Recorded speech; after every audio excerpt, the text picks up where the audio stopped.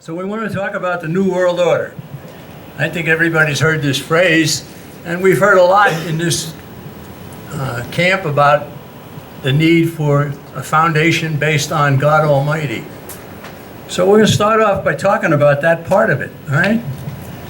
Now here is a very unusual poster, and I think there's a lot of you that probably know the story of what happened at the Tower of Babel in Genesis, the first book in the Bible. That's when some people tried to start a world government, and God confused the tongues of the people so that they couldn't understand each other, all of them.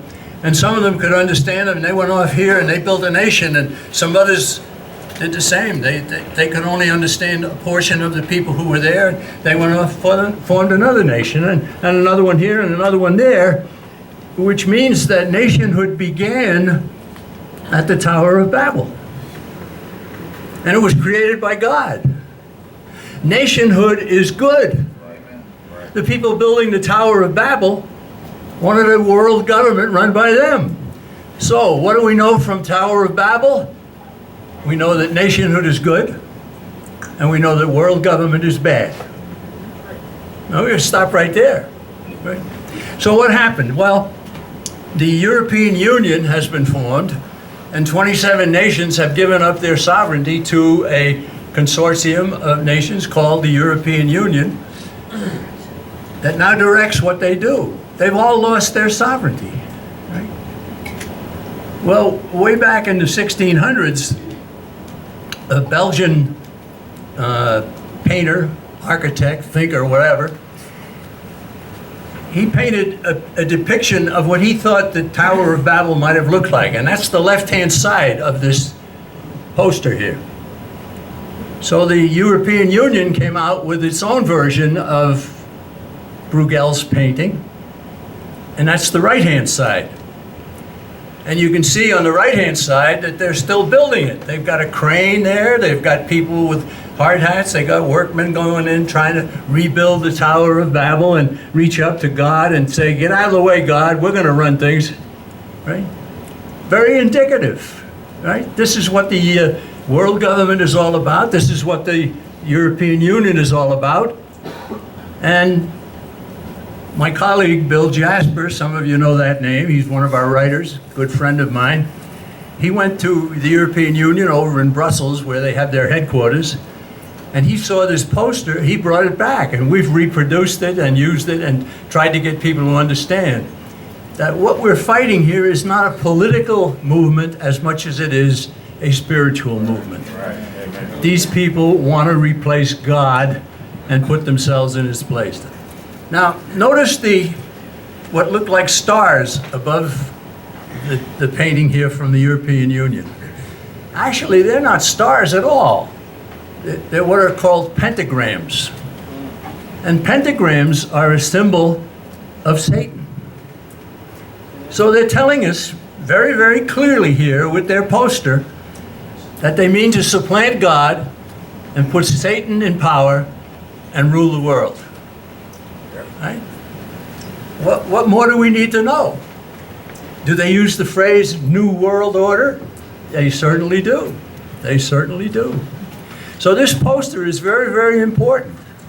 I used to bring copies of it that I could share with people, but I didn't get a chance to make more copies. But if you need one, you can give me your name and address and I'll get you one. Okay. So we're going to talk about the New World Order and how we got to that and why we should oppose it and keep our sovereignty in the United States of America. Now, one of the philosophical antecedents of the problem that we're facing here, a conspiracy to rule the world, supplant God, and put Satan in his place, was a man named Voltaire. And he was a great thinker, they will tell us. You go to look him up in Wikipedia or someplace, and you'll see all kinds of praises heaped on Voltaire. Right? He's the man who supposedly said, I may disagree with you, but I will defend with my life your right to speak your opinion, which was a nice thing to say, but I don't think he even believed it himself. Right? All right, so what did Voltaire say? He said, I'm tired of hearing it said that 12 men suffice to establish Christianity, and I desire to show that it requires but one man to pull it down. Now, who are the 12 he's talking about? The disciples. 12 apostles, right? And who's the one man that's going to pull it down? Voltaire, right? So we know that the philosophical antecedent of the New World Order was a man who told us exactly what he wanted to do. He wanted to replace Christianity, get rid of it, and insert in its place what he wanted instead. Okay, now, let's go to the foundation of the United States of America, all right? We had 1776, the Declaration of Independence was produced, and we fought the war for independence under the Continental Congress and the Articles of Confederation, and we won. And we sent the British back home, right? Get out of here, you British, right? We're going to keep our own country. Now, during that period between the Declaration of Independence and the Constitution, which came in 1787, there was an office in the federal government called the Secretary of Congress. We don't have that anymore. That was under the Articles of Confederation, Secretary of Congress. So the Secretary of Congress is a man named Thompson, and he was charged with putting together a great seal for the United States. All right? And here's what he came up with. This is the backside of the Great Seal of the United States. If you have a dollar bill, take it out, you can look at it, you'll see that the dollar bill has the Great Seal of the United States on the back of it. Right? Now, what does it say? Well, the blow-up here, we'll look at the right-hand side of the picture. And at the bottom, it says Novus Ordo Seclorum. Translate that. New Order of the Ages, or more frequently, New World Order. Right? That's on the Great Seal of the United States. Imagine. All right? It's not even good Latin. It should be secular, and there should be a U in the middle of that. Okay? So here's the Great Seal of the United States. The front part of it has the eagle with the 13 leaves, 13 feathers, right? The eagle being a symbol of America. That's good. The eagle flies alone, and the eagle's willing to exist all by himself as kind of a moniker of independence. So the front side of the Great Seal of the United States is acceptable. The back side is subversive, right? Now, if you know Roman numbers, you look at the bottom of the pyramid, and you can add up the figures there, and it comes to 1776.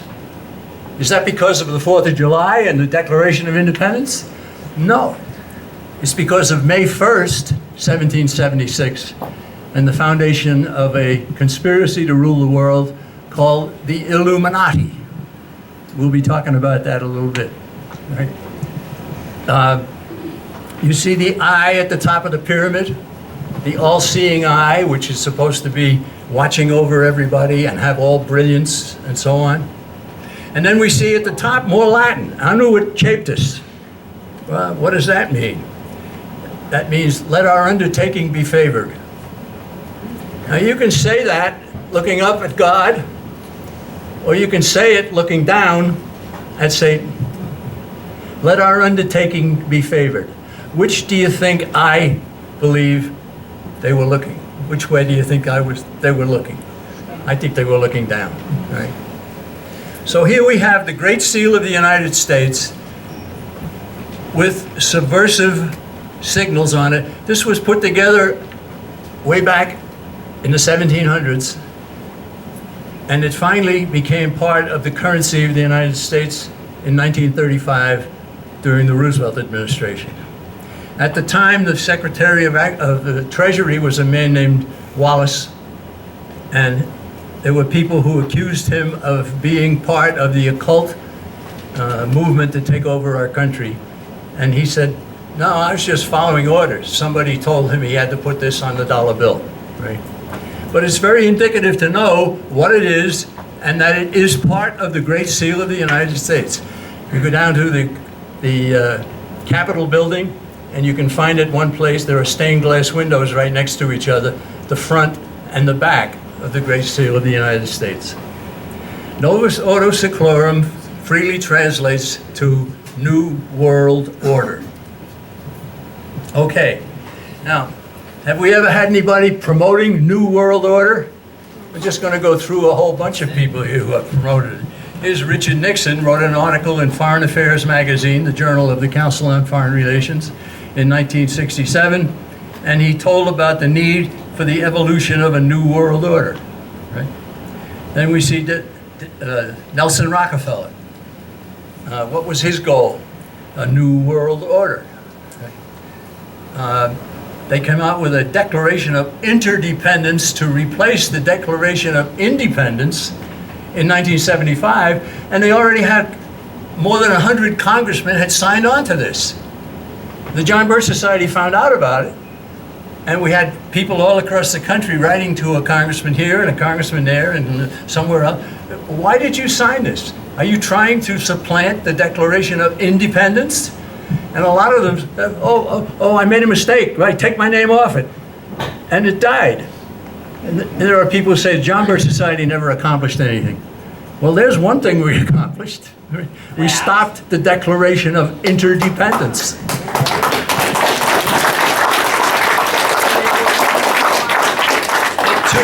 It too said that the goal was to bring forth a new world order, right?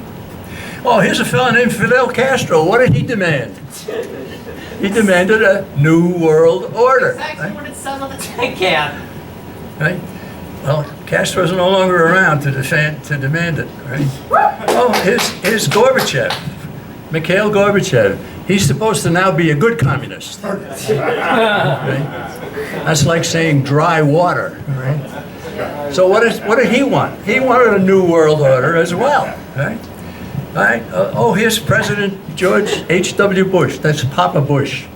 Out of these troubled times, he said, our fifth objective, a new world order, can emerge.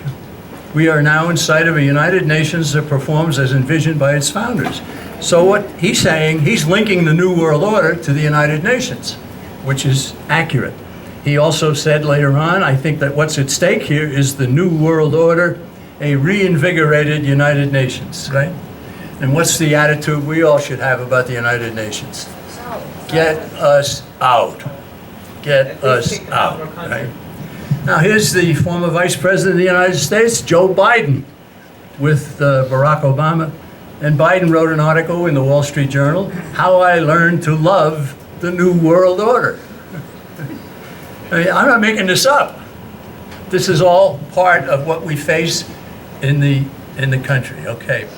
Novus Ordo Seclorum, New Order of the Ages, is a slogan for the Illuminati. The Illuminati was formed on May 1st, 1776, and that's why 1776 is at the bottom of the pyramid in the Great Seal of the United States. Not because of 4th of July. Right? The Novus Ordo Seclorum, New Order of the Ages, New World Order, is a signal for members. If you start talking about that, then they know that you're part of the cabal that wants to build a new world order, wants to replace independence with world government and so forth. It's like a secret handshake. Some of the conspiracies throughout history have ways of signaling to each other, and one of the ways they do it is a secret handshake.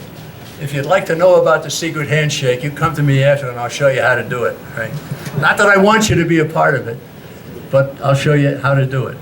And this slogan and so forth has been useful for more than 200 years. It has come back with a kind of a vengeance in our time. We've got all kinds of people saying New World Order. Now here's the founder of the Illuminati, a man named Adam Weishaupt. What was his goal? He formed this on May 1st, 1776, which is why communists and socialists celebrate May Day. And most of them don't even know why they celebrate May Day. What were his purposes? To overthrow governments, to destroy all religion, to abolish private property, to deify sensuality, to repudiate marriage, state control of children, and world government. Now that's a great big chunk, isn't it? Right? bite off pieces of that time after time and time. How many of these things have already been accomplished? Right? I can remember not too long ago, I spoke at a Catholic college, which I don't think it's Catholic anymore. They still claim to be Catholic. So, and I gave a talk in economics, and I praised private property. And I had a sassy young lady come up to me and said, "Where in Scripture can you find the concept of private property?" I said, "Thou shalt not steal." Right? Right? You got to have private property. If you can't steal, you got to have private property. And she went like that and took off. Yeah. There's also this verse, I forgot where, but it's in one of the epistles. Oh, yeah. It says, "Blessed is the man who sends his grain overseas." Right. Well, there's plenty of places, but I think the simple answer is, "Thou shalt not steal." Right? So Adam Weishaupt, I consider a human devil. Right? Adam Weishaupt was a brilliant organizer. He was a professor at a Catholic university in Germany. And he was not a clergyman, he was just a lay professor there. And he was a brilliant organizer.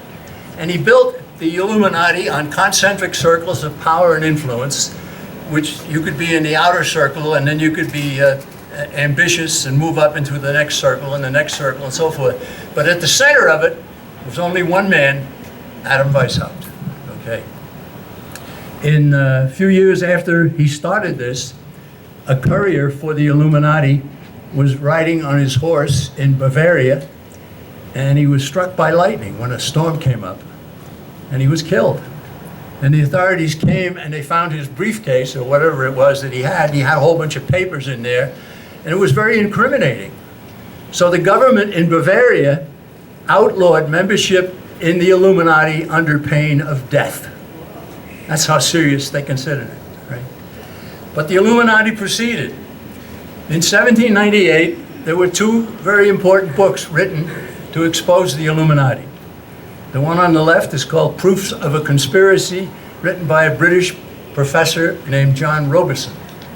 The one on the right is by a Catholic priest, the Abbe Augustin Barruel, who called his book Memoirs Illustrating the History of Jacobinism.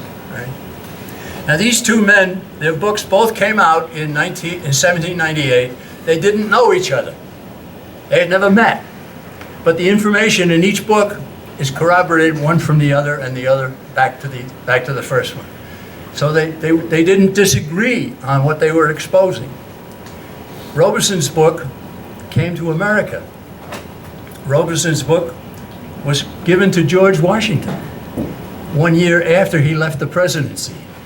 And he read Proofs of a Conspiracy by John Robeson, and he wrote to Reverend Snyder of Frederickstown, Maryland, to thank him for the book.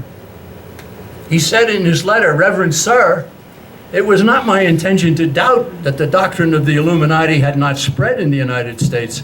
On the contrary, no one is more satisfied of this fact than I am." What was some of the evidence of Illuminati presence in the United States? Well, after the War for Independence, the government of the United States was in serious financial trouble. So they came out with some taxation to pay off the debt. They were more honorable than today. They don't pay off the debt today. They just add more to it all the time, right? So what happened is there was a rebellion in Pennsylvania. It was called the Whiskey Rebellion because the tax was on whiskey. Right? And the federal authorities went to around Harrisburg, Pennsylvania, to put down the rebellion, and they found French flags flying all over the area because the French Revolution was a part of the Illuminati's program to destroy the existing order and set up a new world order. So it had infected our country, and George Washington was very, very blunt about that. On the contrary, no one is more satisfied of this fact that the Illuminati had spread into the United States than I, he said. The goals of the Illuminati, let's go over them again.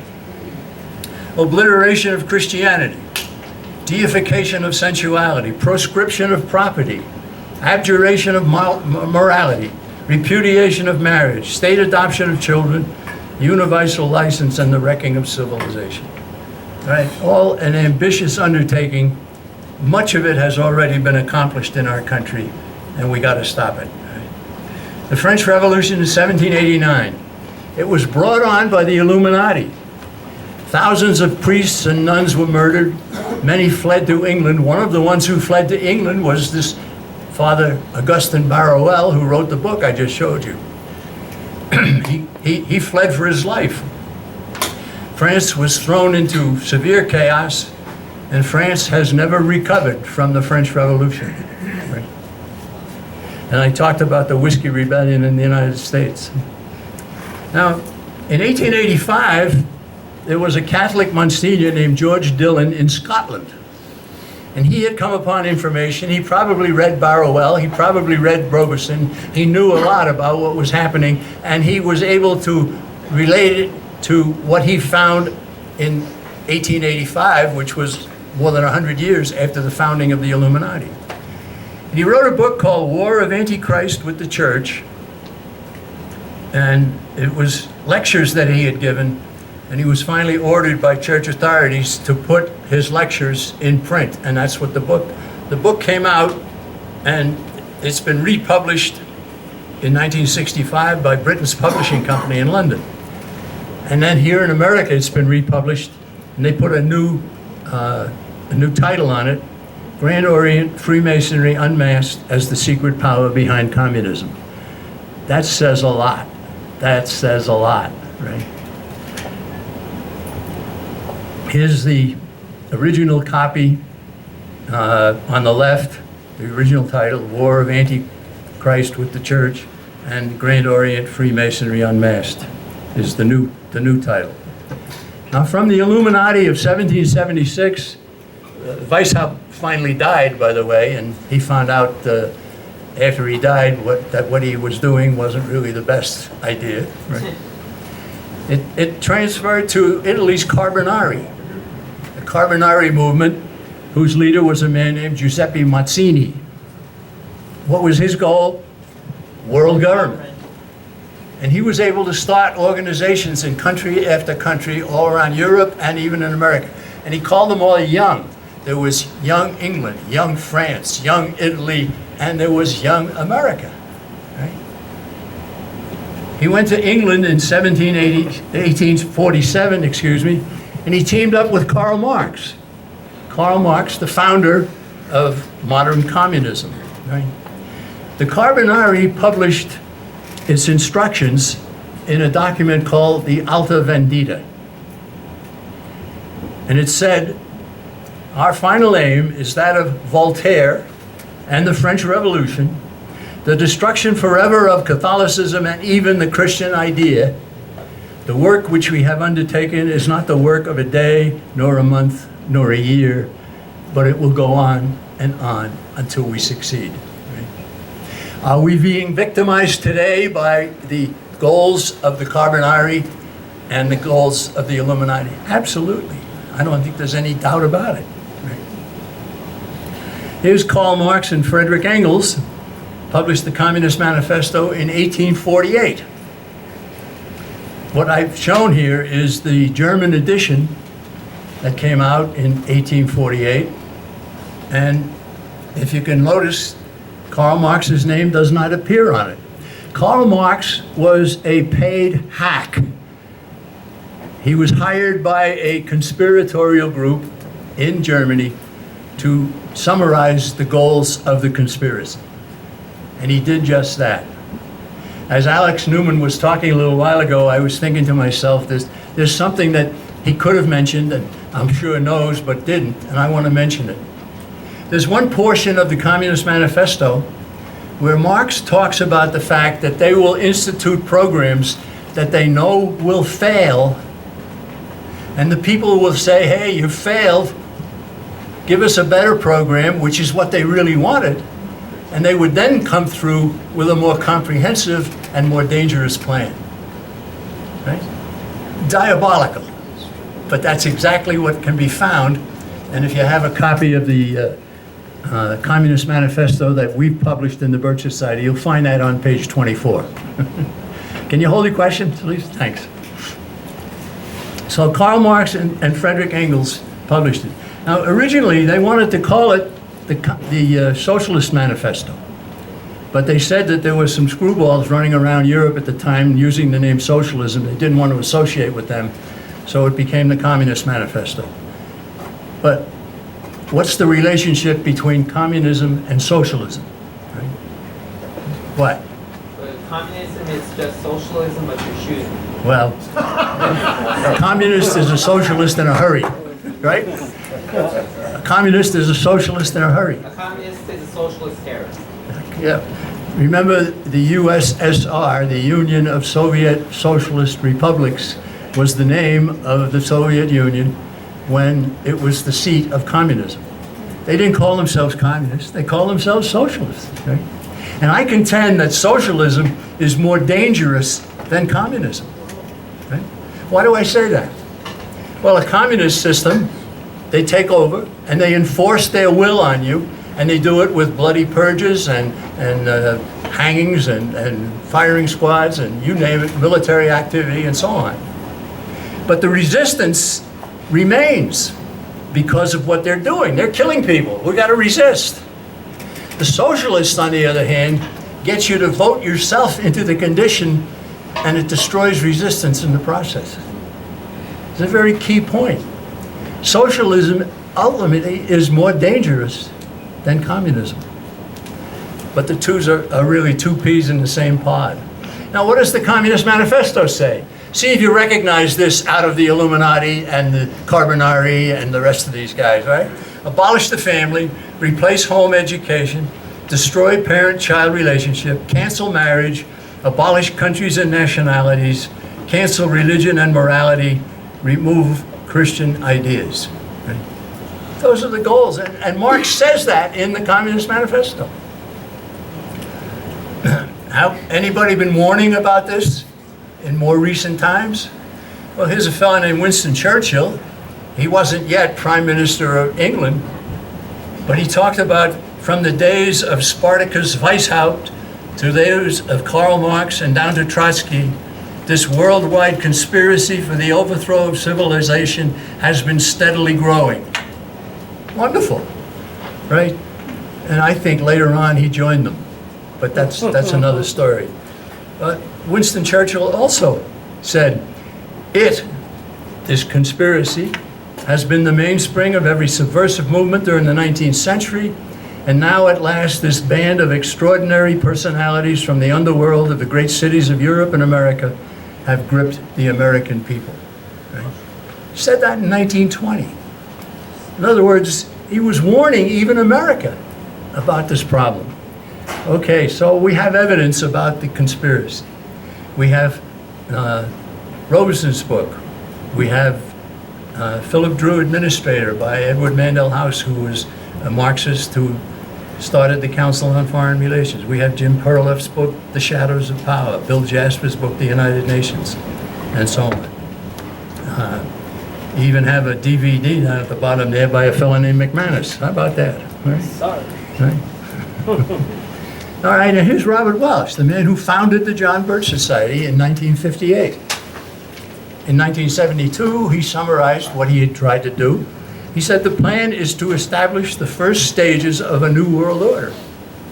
This will be the Novus Ordo Seclorum, for which a self-perpetuating inner circle of conspirators has been working and scheming relentlessly during some 6 generations. Now, how many years is 6 generations? Figure a generation, about 33 years. So three generations is 100 years. 6 generations is 200 years. He said this in 1972. Go back 200 years, where are you? 1772. Right? Robert Welch was talking about, they've been working at this for 6 generations. And he was right. Right? Now, the Declaration of Independence, and my predecessor here at the podium, Alex Newman, said very much the same thing what I'm going to say right now. The Declaration of Independence has what I call a thunderous assertion. The thunderous assertion is men are endowed by their Creator with certain unalienable rights. And to secure these rights, governments are instituted. Everything's in its proper order. God's on top. He gave us our rights. We use our rights and privileges given us by God to set up a government. For what purpose? To secure the rights. Right? Do we have a government that's set up to control people? No. A government that's set up to destroy rights? No. Right? He talked a little bit about foreign aid. I love to talk about foreign aid myself. The United States of America right now is the most heavily indebted nation in all history. They admit to $20 trillion. That's 12 zeros after 12. Right? $20 trillion. And they still have a foreign aid program. Now, I spoke at a school recently, and there was some fourth graders in the class. Right? So I said to them, I said, if you're heavily in debt, should you give away money? And a fourth grader said, no! I said, please run for Congress.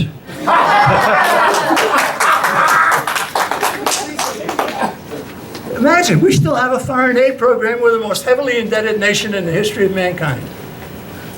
Right? Something's wrong. So we have the Constitution, a republic, not a democracy. Republic comes from the Latin res publica, public thing, the law. Democracy comes from the Greek, demos and kratian, the people to rule. So do you want the people to rule, or do you want the law to rule? Right? Law. Very simple. And we pledge allegiance to the flag and to the republic for which it stands. And there are millions and millions of Americans who do that all the time and have no idea of the distinction that's being made. Right? Who's going to tell them? You're going to tell them. I'm going to continue to tell them.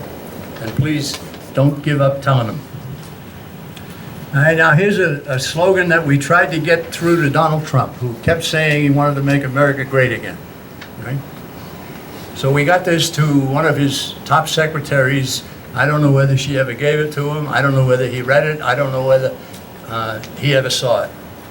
But what we wanted him to say, and he didn't, America became great not because of what government did, but because of what government was prevented from doing by the Constitution. There's revolution right there.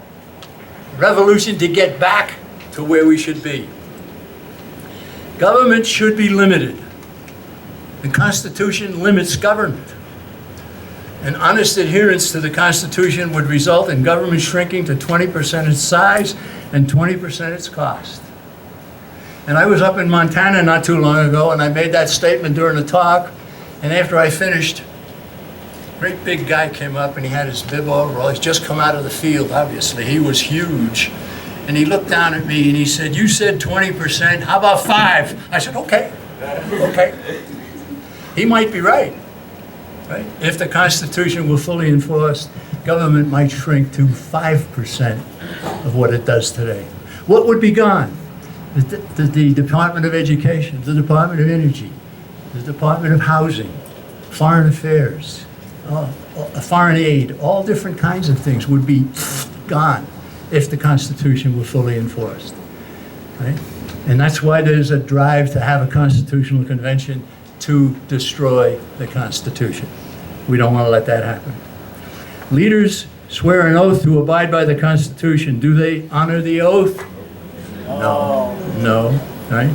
Education. Educational catastrophe. This is something that Alex had in the report of the National Commission on Excellence in Education. If an unfriendly foreign power had imposed on America the mediocre education performance that exists today, 1983, we might well have viewed it as an act of war. Has it gotten any better since 1983? No. It's gotten worse. World ranking of America's teens. 21st in reading, 24th in math, in science, 31st in math. And it keeps going down. Right? So what do they give us now? They give us Common Core. Here's a book written in 1932 by the head of the Communist Party in the United States, William Z. Foster. He called it Towards Soviet America. What has to be done to move us toward Soviet America, right? Right? Among the elementary measures the American Soviet government will adopt to further the Cultural Revolution are the following. The schools, colleges, and universities will be coordinated and grouped under a National Department of Education and its state and local branches. William Z. Foster, 1932. Okay? The studies will be revolutionized, he said, being cleansed of religious, patriotic, and other features of the bourgeois ideology. Is that happening? Have the schools been purged of religious? Yes. Patriotic? Mostly, yeah. And other features, yes. Right. Why has America lost its roots? Who's to blame? What can be done? Is there organization behind it? Let's answer these questions very quickly. Possible causes. Evolutionary history. We're just living in a time when history is evolving, and so there's nothing we can do about it. Do you buy that? I hope not. I hope not. All right. Another thing is just making a bunch of mistakes. The great Secretary of Defense way back in the late 40s was named James Forrestal, and he one time told others, if they were all mistakes, they would have made a few in our favor, and they haven't. Right? Right? So the other possible cause is deliberate action. Ancient Chinese philosopher Sun Tzu, if you know the enemy and you know yourself, you need not fear the results of 100 battles. Right? What is the enemy? The enemy is a conspiracy. He also said all warfare is based on deception, and all sports activities are based on deception too. Right? Conspiracy. What does conspiracy mean? Let's go back to the etymology of the word. Conspiracy. Conspiro. Together, breathe. Breathe together in the back room with the cigars and the plotting going on and so forth. Right? And it's from that same root, spiro. Spiro in Latin means breathe. And we get the word inspiration. And we get other words that have that root in it. All right? So, a conspiracy has secrecy, has more than one person, and it's evil. Right? Hold on. I'm getting signals back there. I got to finish up here. A great man named James Lucier once said, the first job of conspiracy is to convince the world that conspiracy does not exist. Right? You go around and you start telling anybody about all of these things we've talked about here, that it's deliberately being done to our country, and somebody will say, oh, you sound like a conspiracy theorist. And you can say, no, I'm not a conspiracy theorist, I'm a conspiracy factist. That's what you should say. All right? Christian Science Monitor in 1920 came out with a brilliant editorial all about this. What is important to dwell upon is increasing evidence of the existence of secret conspiracy throughout the world for the destruction of organized government and the letting loose of evil, the outpourings of Adam Weishaupt and the Illuminati. There's Forrestal's quote, occasionally make a mistake in our favor. J. Edgar Hoover, 1956. Listen to what he said. He said, yet the individual is handicapped by coming face to face with a conspiracy so monstrous he cannot believe it exists. The American mind simply has not come to a realization of the evil which has been introduced into our midst.